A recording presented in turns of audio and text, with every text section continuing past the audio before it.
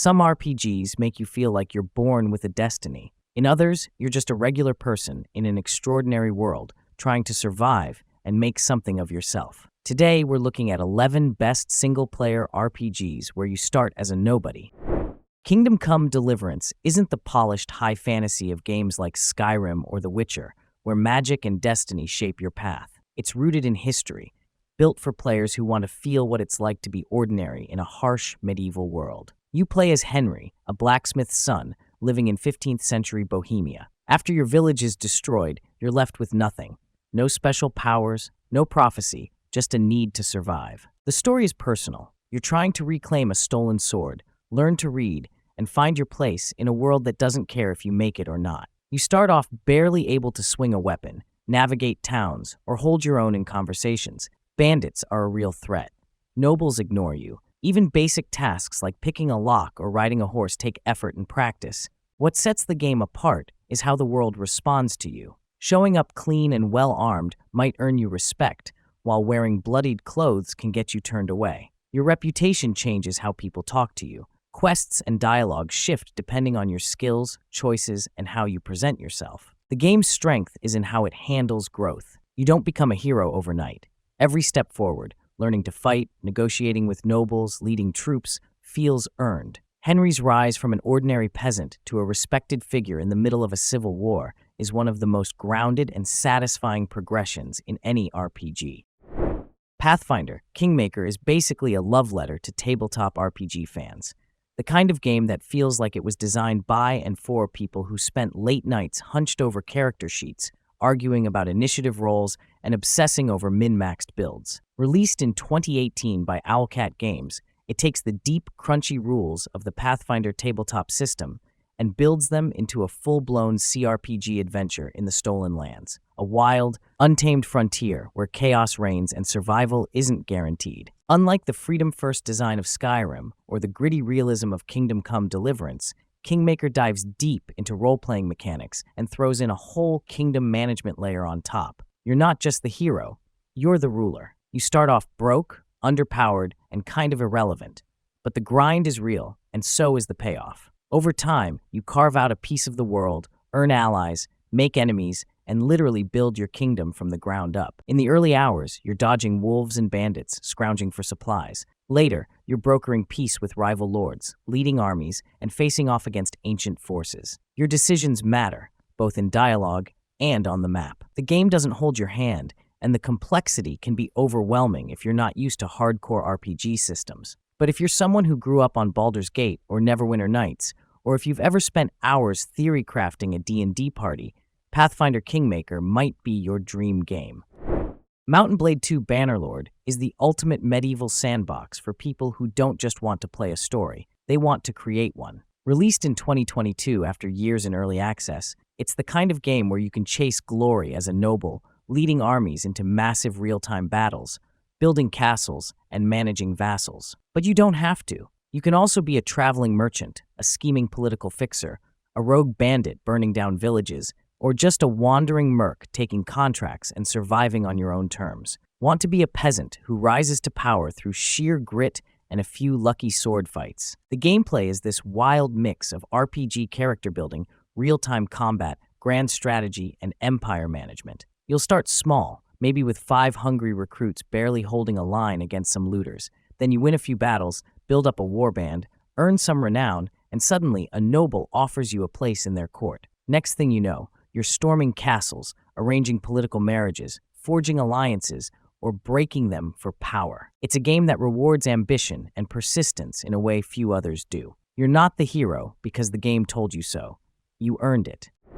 Set in the gritty, medieval fantasy land of Corinus, it's a direct sequel to the original Gothic, but you don't need to play the first to get into this one. It stands strong on its own, delivering a classic underdog journey where you're not the chosen one. You're just a guy trying to make it through a world that really doesn't care if you do. Compared to something like Skyrim's polished freedom or Mount & Blade's sprawling war simulations, Gothic 2 is more compact and personal. It's not massive, but every corner of the world feels intentionally crafted. Whether you're exploring the city of Korinus, sneaking through shadowy forests, or venturing into dangerous orc territory, the game makes you earn every inch of progress.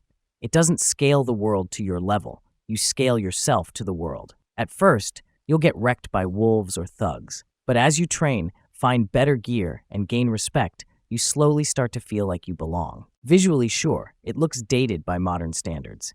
The animations are stiff, the controls are a little janky, but that doesn't mean it lacks life. The NPCs have routines, factions matter, choices carry real weight. There's soul in every town brawl, grumpy blacksmith, and shady back alley deal. It's immersive in a way most flashy RPGs can't touch. Kenshi, released in 2018 by Lo-Fi Games after a staggering 12-year development journey, is less of a traditional RPG and more of a survival story generator for people who enjoy suffering just a little bit. There's no main quest, no markers pointing you where to go. You start as a nobody, often starving and shirtless, in a world filled with slavers, cannibals, and biomechanical horrors. And from that rock-bottom beginning, Kenshi dares you to claw your way up. Maybe you build a squad of wandering swordsmen. Maybe you become a legendary thief. Or maybe you get beaten unconscious, enslaved, escape, and build a fortress in the mountains, swearing vengeance on the world that broke you.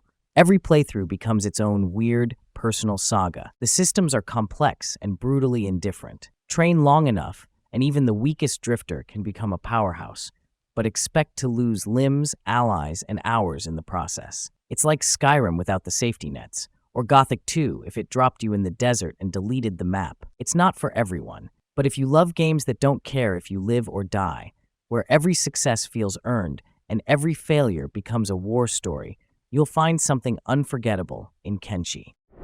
The Age of Decadence, released in 2015 by Iron Tower Studio, is one of the most brutal, brainy, and rewarding RPGs you'll ever come across, if you have the patience for it. Set in a low-magic, post-apocalyptic world, loosely inspired by the fall of Rome, The Age of Decadence drops you into a crumbling society full of scheming nobles, dying religions, lost technologies, and brutal power struggles. You're not the chosen one. You're just someone trying to stay alive and maybe get ahead, whether that's as a backstabbing assassin, a manipulative merchant, a silver-tongued diplomat, or a lore master digging into forgotten horrors. Unlike Skyrim's heroic power fantasy or Kenshi's open-ended survival chaos, Age of Decadence focuses on razor-sharp writing, world-building, and choices that actually matter. Every background opens different doors and slams others shut. And yes, you can become a god, or blow up the biggest city in the game, or broker peace between ancient factions, or die horribly in Act 1 because you trusted the wrong guy. Every run reveals a different slice of the world, and even short runs feel meaningful because the consequences are so real. The downsides? It's punishing. Skill checks can shut down entire quest lines, and you will have to reload. There's very little combat unless you build for it, and even then, it's slow and brutal. It sometimes feels like a choose-your-own-adventure novel where half the endings are, you died stupidly. But that's part of the charm. It's honestly wild to think Enderal, Forgotten Stories, started life as just a Skyrim mod, because it doesn't feel like one at all. Once you give it a few hours, it's clear this isn't some fan-made side quest or texture pack. This is a fully realized, emotionally dense RPG with its own world, lore, and philosophy. Set in the original world of Vin, you play a refugee who washes up in the troubled land of Enderal, where a totalitarian theocracy rules with religious fervor and a mysterious illness called the Red Madness is driving people insane. Characters like Jespar and Kalia are standout examples of how Enderal treats its NPCs like people. Jespar Matumiel Delveric, Jespar for short. And you, my friend, are at my very own campsite. Not just exposition machines. Jespar isn't just your buddy. He's a charming, layered guy with regrets, self-doubt, and moments of surprising depth. Kalia's arc, tied to her trauma and connection to the main plot, hits genuinely hard. And then there's the Ralata questline, one of the grimmest, most complex moral threads I've played in any RPG.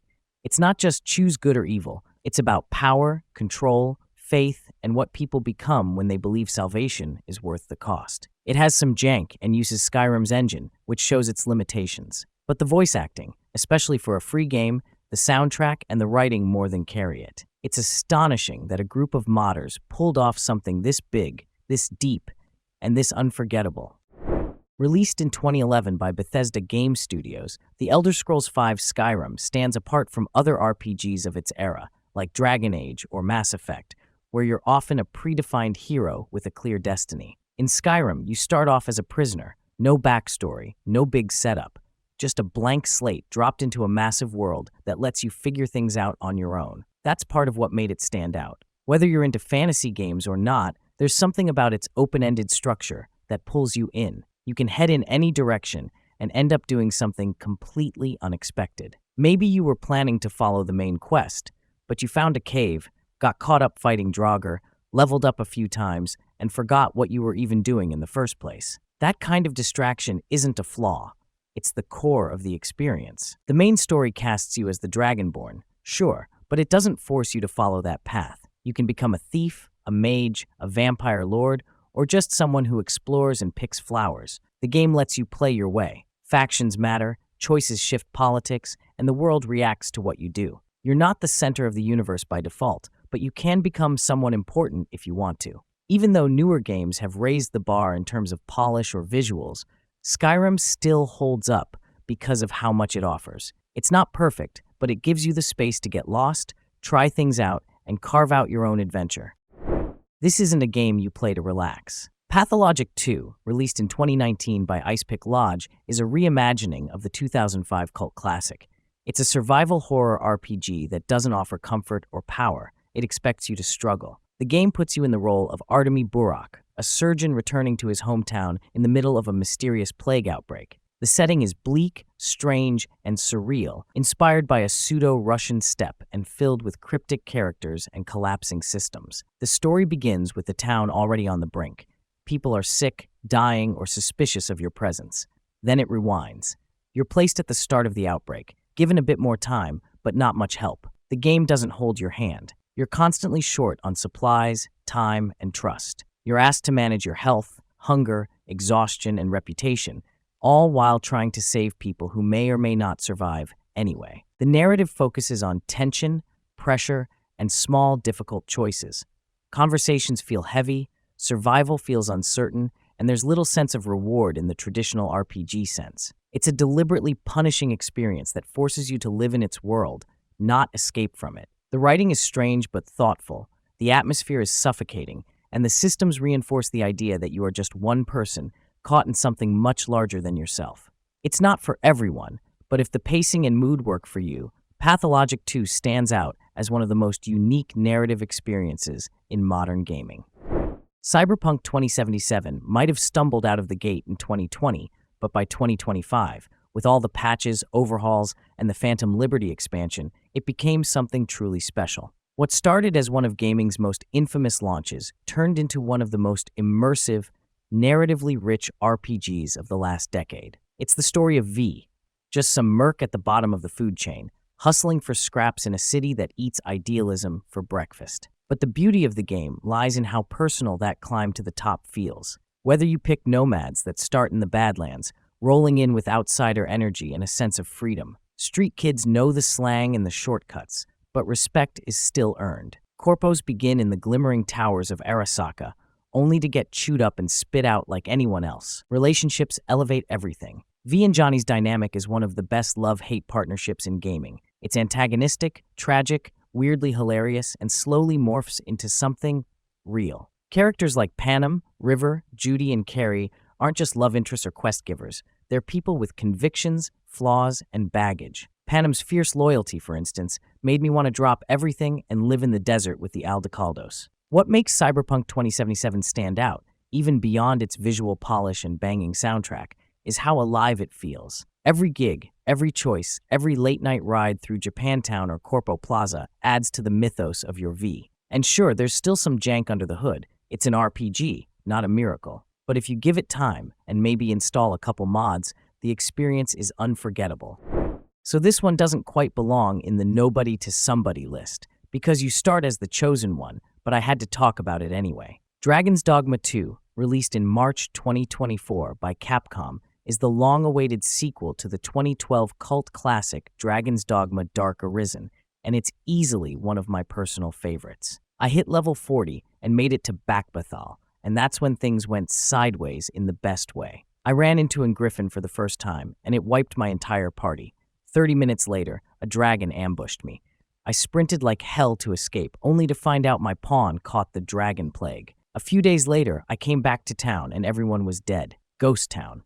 Gone. I had to delete all my saves and start over. Then I forgot to make a manual save, accidentally clicked last checkpoint, and boom, back to the very beginning. And you know what? I didn't even care. You begin as the Arisen, a heartless warrior fated to slay the dragon that stole your heart, dropped right into the middle of a power struggle between the human kingdom of Vermund and the Beastren lands of Bathol. The main quest, 20-50 hours, mixes political intrigue, Game of Thrones-style betrayals, and the series' signature cryptic philosophy about fate and identity. It's messy, it's weird. The pacing is all over the place. Quests can feel vague, and some parts feel rushed. But when it works, it really works. There's just something about this game. The weighty combat, the insane variety of vocations, the way systems collide to create unforgettable moments, like a griffin dive-bombing an ox cart and dragging it off a cliff mid-escort mission. Stuff like that becomes gaming folklore. Enjoying these deep dives into RPGs where you play as a nobody, make sure to like, subscribe, and ring that bell so you never miss an update. And don't forget to comment with the game you'd love to see next. Thanks for being here, and I'll see you soon.